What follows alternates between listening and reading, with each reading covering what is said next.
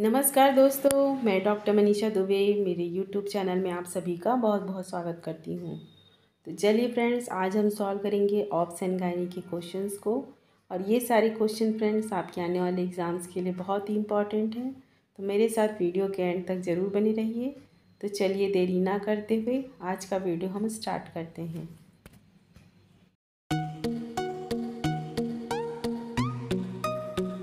इसमें क्वेश्चन 1 है friends, A couple presented in OPD with history of infertility since last 2 years. Husband semen analysis was advised. What is the WHO criteria for the minimum sperm count in normal semen? ठीक है, question एक बार फिर से repeat करते हैं friends. A couple presented in OPD with history of infertility since last 2 years. Husband semen analysis was advised. What is the WHO criteria for minimum sperm count in normal semen? तो option क्या क्या है? 10 million, 20 million, 30 million, 40 million and 70 million. So normal minimum sperm count कितना होना चाहिए? 20 million. Right answer is option B, 20 million. ठीक है friends. Next question है friend, question number 2। A 23-year-old primary gravida presented with abdominal pain, syncope and vaginal spotting. Assessment reveals that she has an ectopic pregnancy. The most common site of pregnancy is ampulla, isthmus, fimbrial and abdomen and cervix. So the right answer is ampulla. ठीक है, ये ectopic pregnancy हमको कहाँ देखने को मिलेगा? Ampulla में।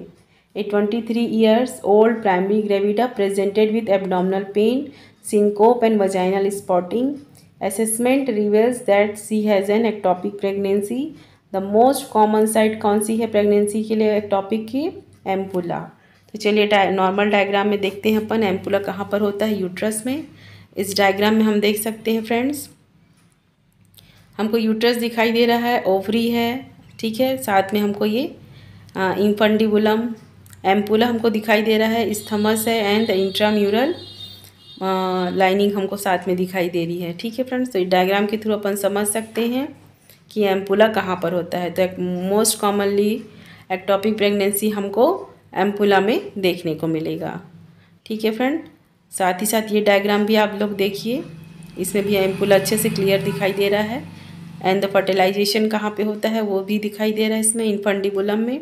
And ampulla में जा कर के ये इम्प्लांट हो जाता है एक्टोपिक प्रेगनेंसी में। आगे यूट्रस की ओर आगे नहीं बढ़ता है, उस कंडीशन में एक्टोपिक प्रेगनेंसी हमको देखने को मिलता है। ठीक है फ्रेंड्स, चलिए आगे बढ़ते हैं। नेक्स्ट क्वेश्चन है friend, question number 3। Mean age for the menopause is 40 years, 45 years, 51 years, 48 years and 39 years. The right answer is option C, 51 years. Mean age for the menopause. ठीक है friends.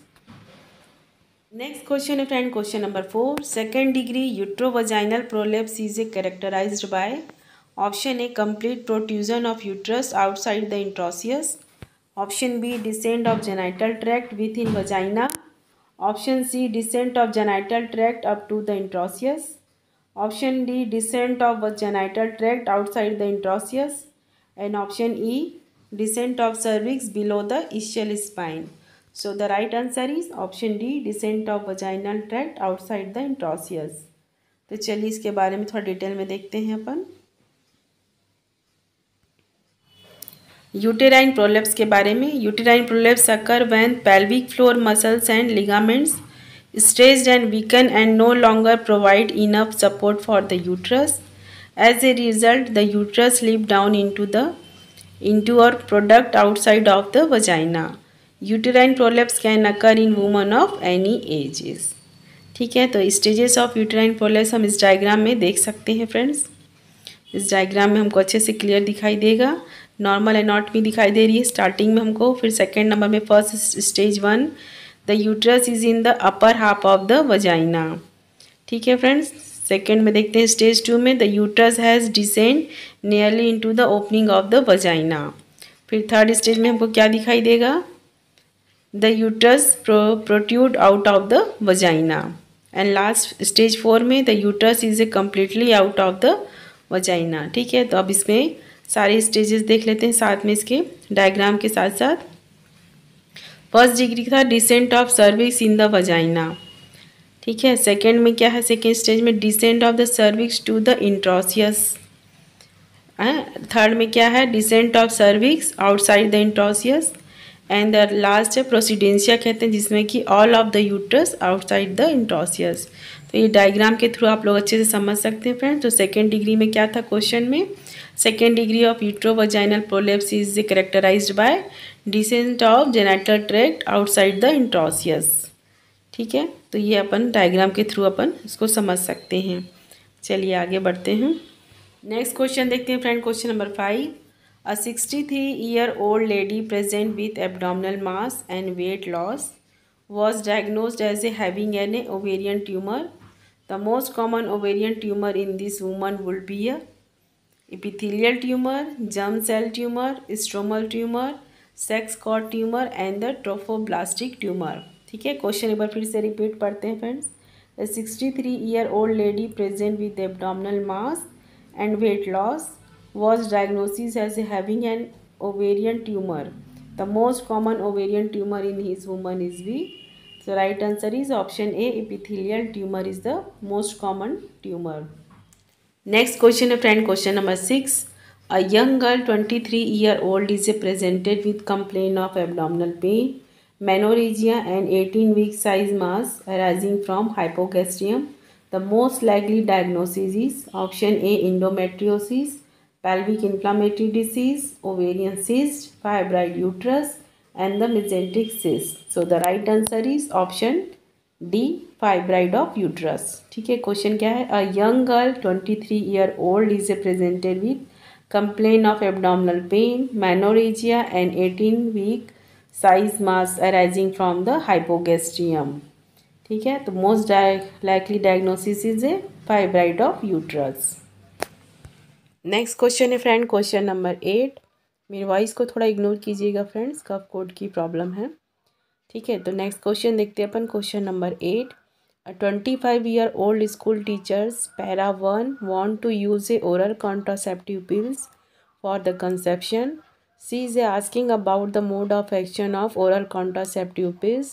The mechanism of action of oral contraceptive pills is option A, inhibiting ovulation by suppression of serum FSH, inducing a endometrial atrophy, increasing a cervical mucus hostility, option D, inducing a endometritis, and option E is the inhibiting the prolactin. So the right answer is option A, inhibiting ovulation by suppression of serum FSH, ठीक है। Question एक बार फिर से अपना repeat करते हैं। A 25-year-old school teachers para 1 want to use oral contraceptive pills for the conception. She is asking about the mode of action of the oral contraceptive pills. The mechanism of action of oral contraceptive pills is inhibiting the ovulation by the suppression of serum FSH, ठीक है friends. इस question है friend, question number 9। Woman complaining of milky whitish discharge with feces odor, no history of itching, mostly likely diagnosis is bacterial vaginosis, trichomoniasis, candidiasis, malignancy and the urinary tract infection. So the right answer is option A, bacterial vaginosis. Woman complaining of milky whitish discharge with fishy odor, no history of itching, most likely diagnosis is the bacterial vaginosis. Next question है friend, question number 9। A young medical student has a come to you with complain of oligomenorrhea, hirsutism and weight gain. Ultrasound reveals the bulky ovaries with subcapsular cyst. Most likely diagnosis is ovarian cancer, Cushing syndrome, polycystic ovarian disease, diabetes mellitus and the pelvic inflammatory disease. So the right answer is option C, polycystic ovarian disease, ठीक है। एक बार symptom अपन फिर से read करते हैं। A young medical student has come to you with complaint of oligoamenorrhea, hirsutism and the weight gain.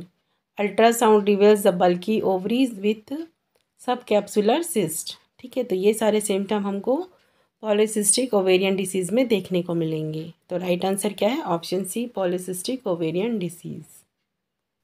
Next question है friend, question number 10। A 43-year-old lecturer has come to you with complaints of heavy but regular menstrual bleeding with flooding and clots. There is no anatomical reason for heavy flow. The most effective remedy for reducing her menstrual flow is the tranexamic acid, dilatation and curettage, depomedroxyprogesterone acetate, misoprostol, and the ergometrin mellitate. So the right answer is option A, tranexamic acid. ठीक है, अपन इसके लिए अपन homeopathy medicine भी देख सकते हैं कि कौन सी मेडिसिन हमारी इस कंडीशन के लिए हेल्पफुल रहेगी। क्वेश्चन है friend, question number 11। A 39-year-old woman para 6 has presented with complaint of postcoital bleeding for the past 3 years, past 3 month. You first investigation should be। ठीक है, फिर से क्वेश्चन अपन एक बार देखते हैं। A 39-year-old woman para 6 has presented with the complaint of postcoital bleeding for the past 3 months. You first investigation should be a dilatation and curettage, cone biopsy of cervix, pap smear, colposcopy and the laparoscopy. So the right answer is option C, pap smear करेंगे अपन। ठीक है, 39-year-old woman para 6 has presented with the complaint of postcoital bleeding for the past 3 months। ठीक है, तो उस condition में अपन पेप smear करेंगे। क्वेश्चन है friend, question number 12। A 28-year-old woman has a 14-week size irregular uterus. She does not complain of abdominal pain or menorrhagia. Her pap smear is a normal. The best next step in her management would be continued observation, endometrial biopsy, hysterectomy, and the pelvic ultrasonography and the laparoscopy. So the right answer is option D, pelvic ultrasonography करेंगे अपन। A 28-year-old woman has a 14-week size of irregular uterus. She does not complain of abdominal pain or menorrhagia. Her pap smear is normal. The best next step is the management would be a pelvic ultrasonography. Next question friend, question number 13. The most effective treatment of pruritus vulva associated with atrophic vulvulitis is, ठीक है, antihistamine, hydrocortisone, alcohol injection, tranquilizers and tropical oestrogen therapy. So the right answer is option E, tropical estrogen therapy. The most effective treatment for pruritus vulva with atrophic vulvulitis. ठीक है friends, next question है friend, question number 14. The most common causes of rectovaginal fistula is obstetrical, irradiation of pelvis, carcinoma, Crohn disease and the endometriosis. So the right answer is option A, obstetrical. The most common causes of rectovaginal fistula. ठीक है friends, friend question number 15. A 40-year-old multiparous woman complain of involuntary loss of urine associated with coughing, laughing, lifting or standing. The history of suggestive of fistula, stress incontinence, urge incontinence, urethral diverticulum and the urinary tract infection. So the right answer is option B, stress incontinence. ठीक है, एक बार question अपन फिर से repeat करते हैं friends.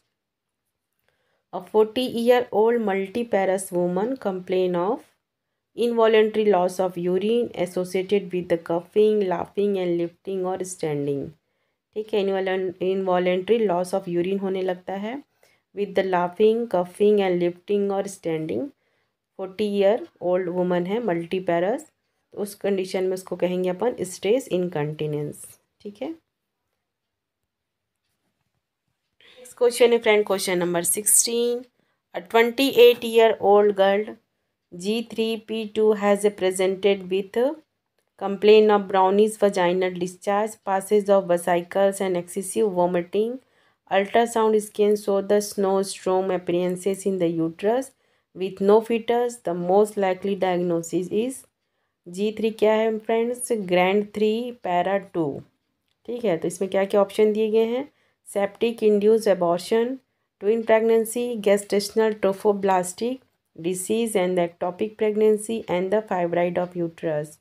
तो question फिर से एक बार देखते हैं अपन। ए 28-year-old girl G3 para 2 has a presented with the complaint of brownish vaginal discharge, passage of vesicle and the excessive vomiting.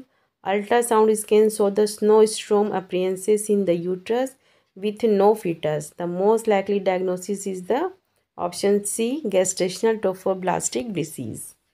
ठीक है, चलिए इसके बारे में थोड़ा सा अपन देखते हैं गेस्टेशनल ट्रोफोब्लास्टिक डिसीज़ के बारे में। Gestational trophoblastic disease (GTD). It is a group of rare disease in which the abnormal trophoblast cells grow inside the uterus after the conception. In the gestational trophoblastic disease (GTD), a tumor develops inside the uterus from the tissue that form after the conception.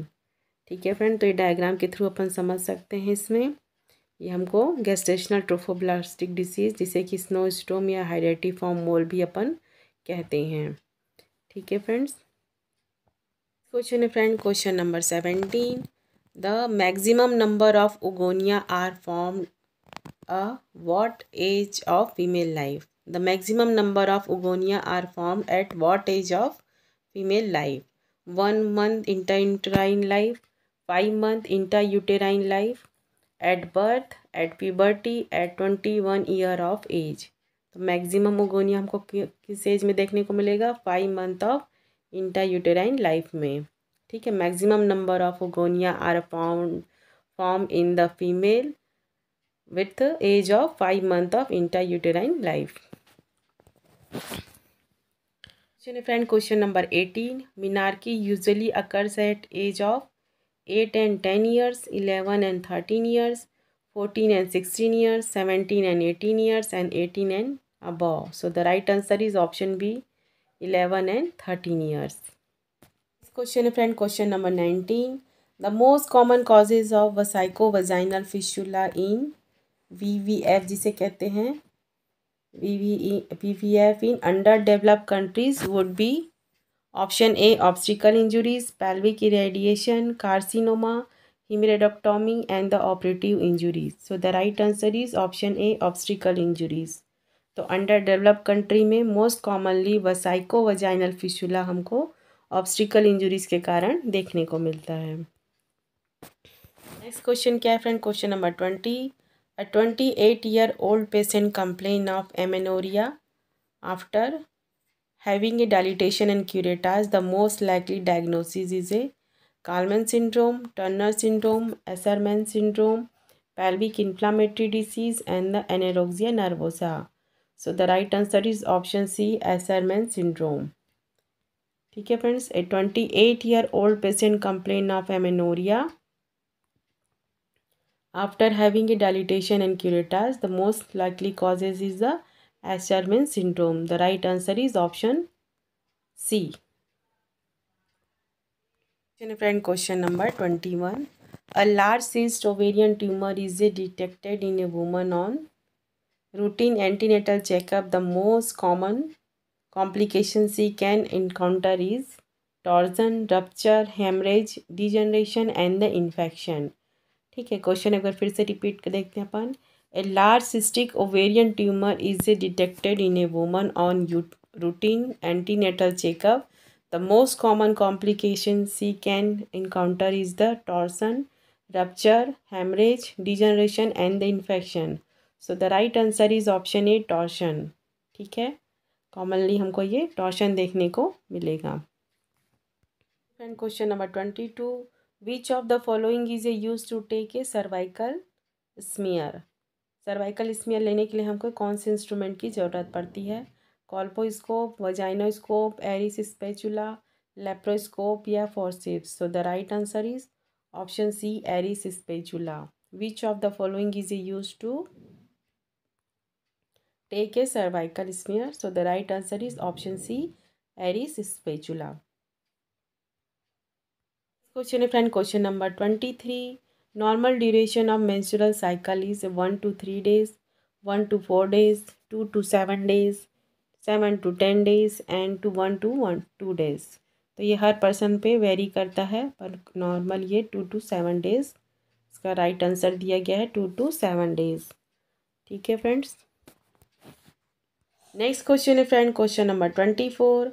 A 20-year-old medical student present with 5 years history of weight gain, irregular periods and the worsening facial hairs, what is the most likely diagnosis। ठीक है, एक 20 year female है, medical student है, present with the history of weight gain है, irregular periods हैं and facial growth, hair growth है।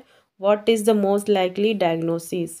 तो क्या ऑप्शन है, polycystic ovarian disease, hypothyroidism, obesity, Cushing syndrome and the nephrotic syndrome. तो ये सारे सिम्टम हमको किस में देखने को मिलेंगे, पॉलीसिस्टिक ओवेरियन डिसीज़ में। ठीक है, और ये डिसीज़ आजकल कॉमनली देखने को मिलती है। 20 years ओल्ड मेडिकल स्टूडेंट है with history of weight gain, irregular periods and the facial hair growth. ठीक है, तो चलिए देखते हैं। आप सभी लोग अच्छे से जानते ही होंगे पॉलीसिस्टिक ओवेरियन डिसीज़ के बारे में। Polycystic ovarian syndrome, it is a hormonal disorder commonly among the woman of reproductive age. Women with PCOS may have a infrequent or prolonged menstrual period or excess of male hormone androgen levels. The ovaries may develop a numerous small collection of fluid follicles and fail to regulate the release of egg। ठीक है, तो ये diagram में अपन देख सकते हैं polycystic ovarian syndrome.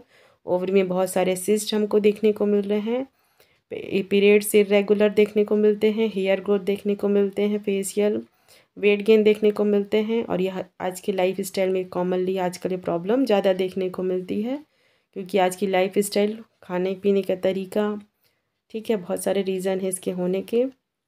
तो ये डायग्राम में भी आप देख सकते हैं, इसमें भी आपको क्लियर दिखाई दे रहा होगा। ओवरी में पॉलीसिस्ट, बहुत सारे सिस्ट हैं इसमें। तो ये डायग्राम देख कर के आप लोग समझ सकते हैं।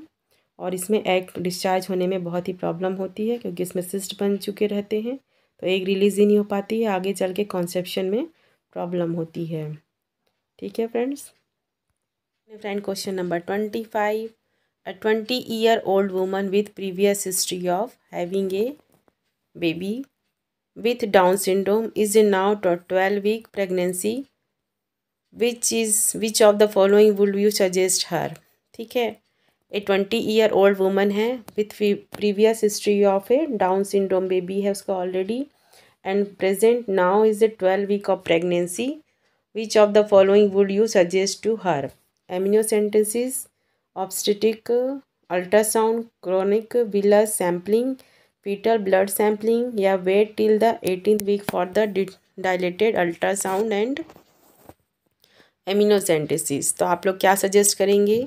ए 20-year-old वुमन है, उसकी प्रीवियस हिस्ट्री है, डाउन सिंड्रोम बेबी है ऑलरेडी पहले उसका, and now pregnant with 12-week pregnancy अभी है उसको, and which of the following would you suggest. तो आप क्या सजेस्ट करेंगे उसको, कोरियोनिक विलस सैम्पलिंग के लिए सजेस्ट करेंगे।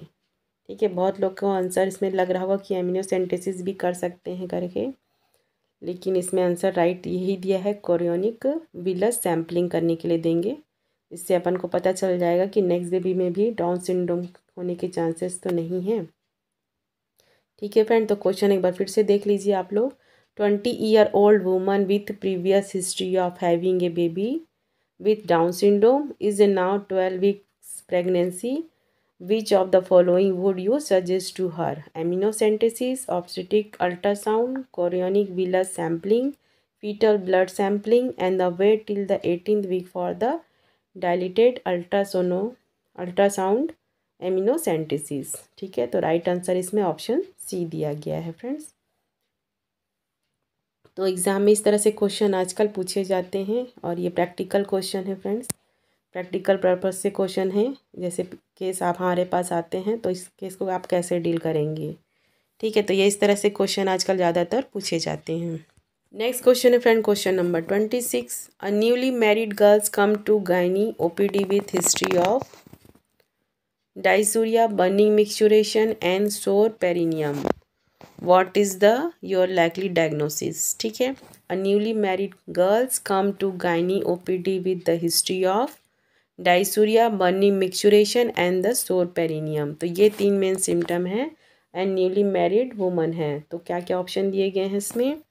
ट्राइकोमोनियास vaginalis, candida infection, trauma due to coitus, honeymoon cystitis and the genital herpes. So the right answer is option D, honeymoon cystitis, ठीक है। क्या क्या ऑप्शन है? डायसूरिया है, burning micturition and the sore perineum, ठीक है। नेक्स्ट क्वेश्चन है friend, question number 27। Gonadotropin releasing hormone stimulate the release of ACTH, adrenocorticotropic hormone, growth hormone, luteinizing hormone, thyroid stimulating hormone, and the opiate peptidase. So the right answer is option C, luteinizing hormone. Gonadotropin releasing hormone is hormone stimulate the release of the luteinizing hormone, ठीक है। growth hormone is the gonadotropin releasing hormone is stimulate the luteinizing hormone. Friend, question number 28. Serum prolactin level are highest in which of the following condition? Serum prolactin level are highest in the which of the following condition? Menopause, ovulation, parturition, sleep and the running. तो serum prolactin level किस level में highest रहती है? Parturition की condition में सबसे highest रहती है serum prolactin level, highest in the parturition. Next question है friend, question number 29। Main uterine support is the uterosacral ligaments, round ligaments, transverse cervical ligaments, ovarian ligaments and the broad ligament. तो right answer क्या है? Transverse cervical ligament, ठीक है। Main uterine support is the transverse cervical ligament. Support of uterus देखते हैं इसमें, primary support जिसमें पहला है मस्कुलर एंड एक्टिव सपोर्ट, किसका किसका रहता है? Main support. पहला है पेल्विक डायग्राम जिसे कि लिवेटर एनाई कहते हैं अपन, second urogenital diaphragm and third है पेरिनियल बॉडी। उसी तरह फिर नेक्स्ट है फाइब्रोमस्कुलर एंड मैकेनिकल सपोर्ट, किसका रहता है? Uterine nexus, pubocervical ligament. Third number पे है transverse cervical ligament of uterus and fourth है यूट्रोसैक्रल लिगामेंट एंड फिफ्थ है राउंड लिगामेंट ऑफ यूट्रस। तो ट्रांसफर सर्वाइकल लिगामेंट को मेन सपोर्ट यूट्रस के लिए कहा गया है, इसमें राइट आंसर, ठीक है, जिसे कि अपन कार्डिनल लिगामेंट भी कहते हैं।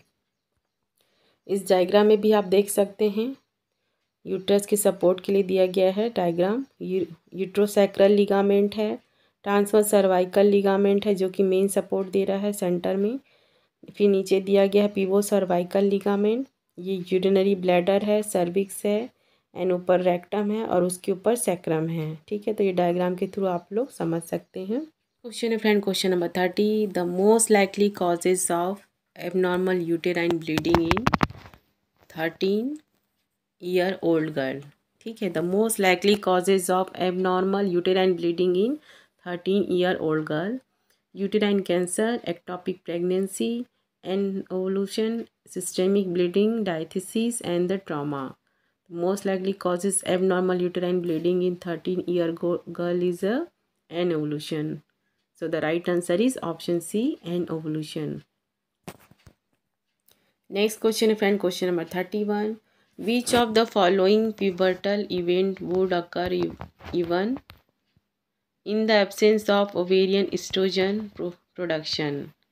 ठीक है, which of the following pubertal event would occur even in the absence of ovarian estrogen production? Thelarchy, menarche, pubarchy, skeleton growth and the vaginal cornification. So the right answer is option C, pubarchy. Pubarchy क्या है? Pubarchy refers to the first appearances of pubic hair at puberty. Pubarchy is the one of the physical changes of the puberty and can occur independently of complete puberty. ठीक है, question क्या था friends? Which of the following pubertal event would occur even in the absence of ovarian estrogen production? So the right answer is option C. Question number 32. A 58 years old woman has presented with complaint of postmenopausal bleeding for past 2 weeks. The most essential investigation would be, ठीक है, a 58-year-old woman has presented with the complaint of postmenopausal bleeding for the past 2 weeks. ठीक है, 58-year-old woman है, उसको 2 week से post menopausal bleeding हो रही है। तो आप इसमें क्या डायग्नोसिस करेंगे या क्या इन्वेस्टिगेशन करेंगे? Colposcopy, pap smear, cone biopsy, dilatation and curettage and the hysteroscopy. So the right answer is option E, hysteroscopy करेंगे अपन।